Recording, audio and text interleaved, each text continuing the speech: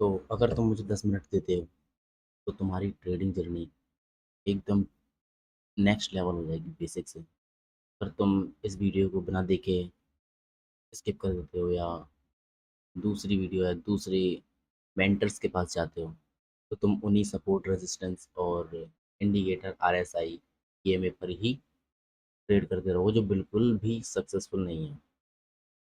तो आज के इस वीडियो में मैं बताऊंगा तुम्हें कि कल के बायस क्या रहने वाले हैं गोल्ड के। कल गोल्ड क्या करेगा और क्यों करेगा, गोल्ड और बिटकॉइन दोनों। तो चलिए स्टार्ट करते हैं बिना किसी बकचोदी के। तो अगर देखें तो डेली टाइम फ्रेम पर गोल्ड का मार्केट बुलिश है और वीक की शुरुआत हुई है न्यू। अब वीक की शुरुआत हुई है तो धीरे से होगी, इसलिए मार्केट ने डोजी टाइप कैंडल बनाई है। अगर देखें बाउंस आया है सिर्फ 350 पिप का। अगर डीलिंग में जाएं तो फ्राइडे की नाइट को, आई मीन सैटरडे की नाइट को ही मैंने ये सोच लिया था कि प्राइस अगर ओपन होगा तो इस लेवल तक तो आएगा ही आएगा, यहाँ से मेरी बाइंग थी। और एग्जैक्ट प्राइस उस लेवल पर आता है, मुझे 5 मिनट में एंट्री देता है। 5 मिनट में एंट्री देने के बाद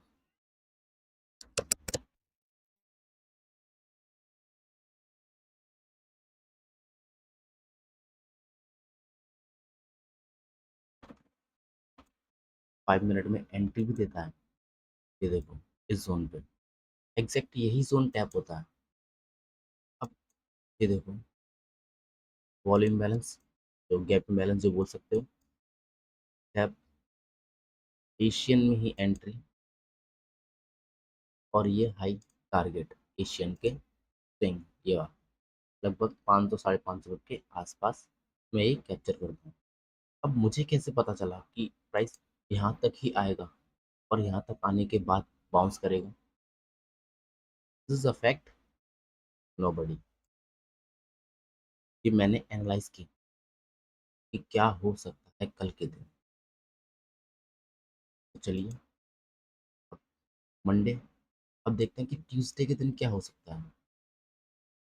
डेली में अगर जाते हैं, देखें प्राइस ओपन हुआ, लो गया, की लेवल टैप, बाउंस। और की लेवल टैप करने के बाद लगभग लगभग 600 से 750 के आसपास का मूव आया। की लेवल से अपनी एंट्री होती है, राइट। अब नेक्स्ट डे क्या होता है अगर देखें तो प्रीवियस डे का लो ग्रैब करके ये प्राइस क्लोज होगा। ऑलमोस्ट मैं वीडियो बना रहा हूँ लगभग 10 बज के 44 मिनट हो रहे हैं। अब मुझे नहीं लगता कि प्राइस इसके नीचे भी आएगा, इसीलिए मैं वीडियो थोड़ा जल्दी बना रहा हूँ क्योंकि मुझे पर्सनल काम है 11 साढ़े 11 बजे के आसपास, और वो शायद पूरी नाइट चल सकते हैं, इसीलिए ये कंटिन्यू मैं वीडियो बनाऊंगा 10 साढ़े 10 के आसपास। तो प्रीवियस डे का लो ग्रैब करके अपसाइड क्लोज हुआ है। अब मुझे नहीं लगता कि इसके नीचे भी आएगा। तो नेक्स्ट डे के लिए जो की लेवल बनेंगे वो क्या बनेंगे, हाई और लो। ये अब जो नेक्स्ट डे ओपन होगा वो इसके बेस पे चलेगा, इस कैंडल के बेस पे। हो सके तो मैं कम पिप्स मिले, ज़्यादा मूव ना मिले, लेकिन मैं श्योर गारंटी के साथ बोल सकता हूँ अगर तुम इसे सीख गए तो तुम्हारे लिए 100 200 पे भी बहुत ही बड़ी बात है। पकड़ना है गोल्ड की मार्केट में 100 200 पे, लेकिन एक्चुअल 100 200 पे, ना कि रैंडमली ट्रेड कर रहे हो। बाय मार्केट ऊपर जा रही तो बाय कर लिया, मार्केट नीचे जा रही तो सेल कर लिया। नो वे, ऐसे मार्केट वर्क नहीं करती। मार्केट वर्क करती है की लेवल्स पर। अब जो नेक्स्ट डे ओपन होगा तो उसके लिए की लेवल्स ये रहे। अब की लेवल्स हाई लिया जाएगा या की लेवल लो लिया जाएगा, ये कैसे पता करें? ये बायस के अकॉर्डिंग। अगर इस डे ने, प्रेजेंट डे ने, आज के दिन ने कल के दिन का लो लिया है तो जो नेक्स्ट डे बनेगा वो इस दिन का हाई लेगा, यानी ये हमारा की लेवल है कल के लिए। अब कल के लिए तो की लेवल पता चल गया, लेकिन इसे पकड़ना भी तो है। ठीक है कैसे? हाँ, ये भी अपने में एक प्रॉब्लम है। जाते हैं 4 आवर। 4 आवर में अगर देखें कोई खास मूव नहीं आया। सारी कैंडल मेड है, यानी ये पूरी ही लो लिक्विडिटी है, लो रेजिस्टेंस। जो अगर देखना कल के दिन अगर न्यूज़ वगैरह हुई तो ये न्यूज़ में डाउन साइड जाने की संभावना इसकी ज़्यादा है, क्योंकि ये पूरी ही लो रेजिस्टेंस है। जैसे कि ये देखो, ये रही पूरी लिक्विडिटी, गिरते टाइम एक भी एफपीजी ऑर्डर ब्लॉक क्रिएट नहीं किया। ये कैंडल ने न्यूयॉर्क ने लंदन क्लोज का सेशन होगा, एक ही कैंडल ने 4 आवर की ने लगभग 450 गिरती है। अगेन गिरते टाइम कोई एफपीजी ऑर्डर ब्लॉक नहीं। ये एक बड़ी कैंडल है, लेकिन इसके जो बगल में कैंडल है, प्रीवियस कैंडल, वो इस कैंडल की इनसाइड में है, यानी ये एक ही कैंडल है और ये भी इनसाइड में, तो एफपीजी ऑर्डर ब्लॉक ऑब्वियसली बिल्कुल भी क्लियर नहीं है। और ये एफपीजी इसे बोल ही नहीं सकते। सेम यहाँ से मूव अगर देखा जाए तो 1000, मतलब ये एक्सटर्नल लिक्विडिटी ले ली गई थी, और ये मैंने पकड़ी भी है, ये वाली मैंने टेलीग्राम में डाला हुआ है। नेक्स्ट 1 आवर में, अब ये तो हमें ऑब्वियसली पता ही है, ये तो लिया जाएगा की लेवल हाई, लेकिन इसे पकड़ेंगे कहाँ से? 1 आवर में देखे तो कोई जोन नहीं। 15 मिनट कोई जोन नहीं। हाँ, एक ये लेवल जो ऑलरेडी टैप होके साइड जा रहा है, ये इसको निकाल देगा, इस जोन को निकाल देगा ये। लेकिन अगर किसी भी रीज़न से ये जोन नहीं निकाल पाता है तो एशियन में क्या होगा? एशियन में प्राइस क्या करेगा?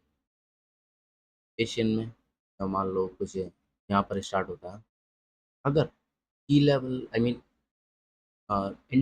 इंटरनल लिक्विडिटी के क्लोज में है, जैसे ये इंटरनल लिक्विडिटी है ये, क्योंकि ये एक्सटर्नल और ये एक्सटर्नल जो बन चुका है, इन दोनों के अंदर ही तीनों या चार स्विंग की लिक्विडिटी है, तो ये इंटरनल मानी जाएगी। अगर इंटरनल लिक्विडिटी पास में है, एशियन पहले इंटरनल लिक्विडिटी को हंट करेगा, उसके बाद डिस्प्लेसमेंट देगा, कुछ ऐसे।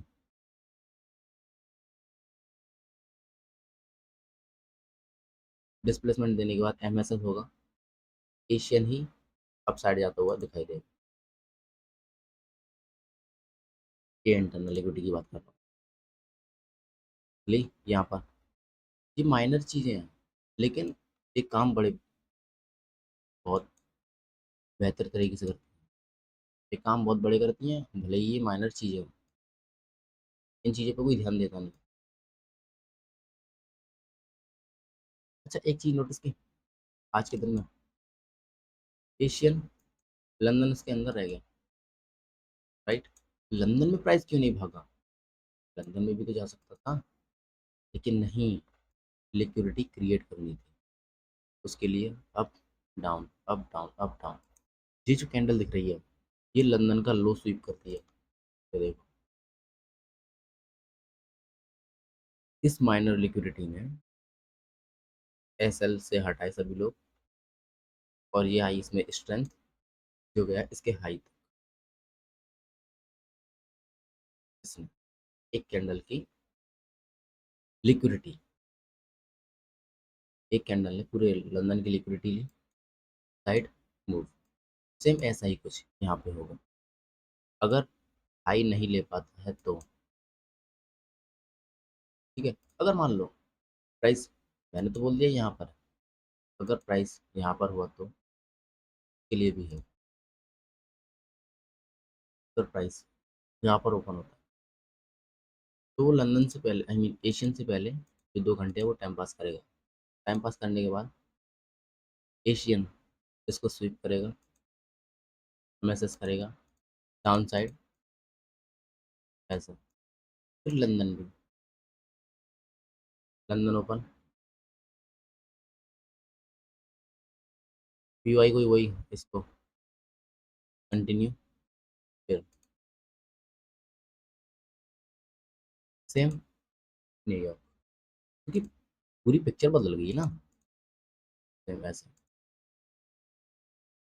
सी लेवल ये बन जाएगा फिर उस दिन की, आई मीन कल के दिन।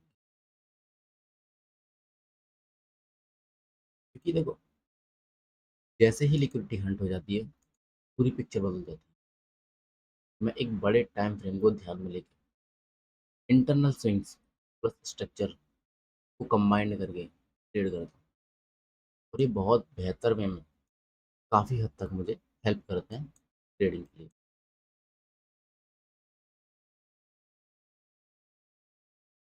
ये तो कुछ कल के दिन के बायस मेरे ही हैं। अगर देखा जाए तो आज कोई न्यूज़ नहीं थी, मैंने लाइव में चेक कर लिया था। आज कोई न्यूज़ नहीं थी। और जब कोई न्यूज़ नहीं थी तो सीधी बात है, स्ट्रक्चर कंटिन्यू होगा। यानी ये तो लिया ही जाएगा, 48-27 के ऊपर प्राइस जाएगा। तो 28 सॉरी 48-27 की प्राइस ऊपर जाएगा। तो वो मैटर करता है कि कहाँ पर जाएगा। क्या एशियन स्टार्ट होने के बाद जाएगा, या एशियन ही स्वीप करेगा? अगर एशियन स्वीप करता है तो हाई चांसेस हैं कि वो इस वाले पीवाई से गिर जाएगा प्राइस। यहाँ पर एक 4 आवर का पीवाई है ना, जो टैप हो जाएगा। क्योंकि अभी भी देखा जाए तो ये ब्रेक वगैरह बाकी है इस जोन से, इस जोन से गिर जाएगा। और CBDR टाइप का एक कंसेप्ट है जो एशियन की लिक्विडिटी लंदन स्वीप करता है। अगर वो डेली टाइम फ्रेम के पीओआई पर प्राइस मूव कर रहा है तो। अगर ये भी याद रहे कि एशियन की लिक्विडिटी हाइक लंदन स्वीप करता है, जैसे मान लो ड्रॉ करके बताओ, एशियन कंटिन्यू कर रहा है, यहाँ पर लंदन स्टार्ट हुआ इस जगह पर, लंदन अपसाइड टैप किया ये वाला जोन, तो एशियन की लिक्विडिटी तो स्वीप हो गई ना। एशियन की लिक्विडिटी स्वीप हो गई। जब एशियन की लिक्विडिटी स्वीप हो गई तो जो डिस्प्लेसमेंट आएगा उसे टैप करके CBDR बनेगा, central bank price delivery, central bank dealer range, sorry, CBDR full form, Asian, London, New York. और उसके बाद न्यूयॉर्क थोड़ा सिक्योरिटी डन करेगा, फिर वही लंदन क्लोज, जिसकी वजह से क्या बनेगा, इस जगह पर ओपन, हाई, लो, क्लोज, पूरी कैंडल इस तरीके की बनेगी।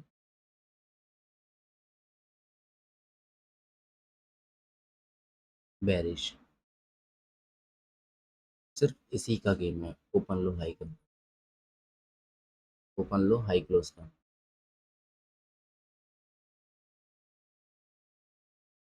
कल के लिए बायस कुछ ये है।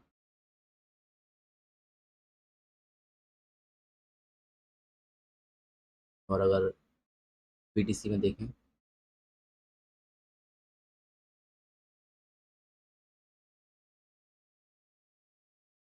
डेली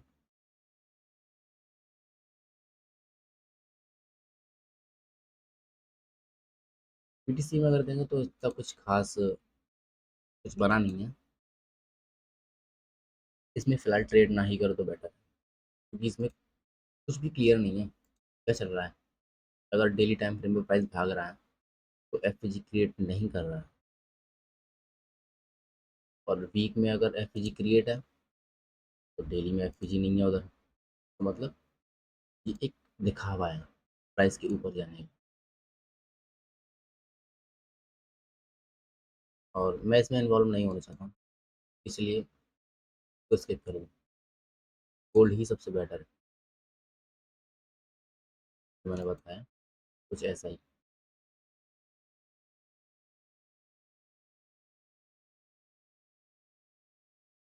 अगर एशियन इसका हाई लेता है तो लंदन का वेट करना, अगर लंदन में ऊपर जाता है तो यहाँ से सेलिंग, अगर एशियन इस जोन को स्वीप करता है तो एशियन में भी तुम सेलिंग देख सकते हो काफ़ी बेहतर तरीके से।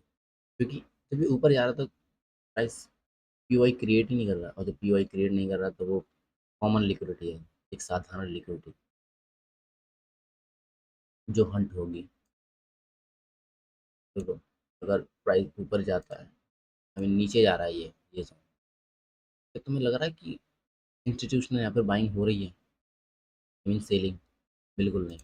यहाँ पर रिटेलर सेल कर रहे हैं और इंस्टीट्यूशनल वाले जैसे ही उनके ऑर्डर फिल हुए, मूव। वो एंटर होने तक का मौका नहीं देते और एग्जिट होने तक का मौका। हम यहाँ पे देखो, एशियन लगभग 1 से 1.5 दिन सेलिंग इस जोन पे देखेंगे। 1 दिन 7 घंटे लगातार सेलिंग, लेकिन बाइंग सिर्फ 2 घंटे 45 मिनट।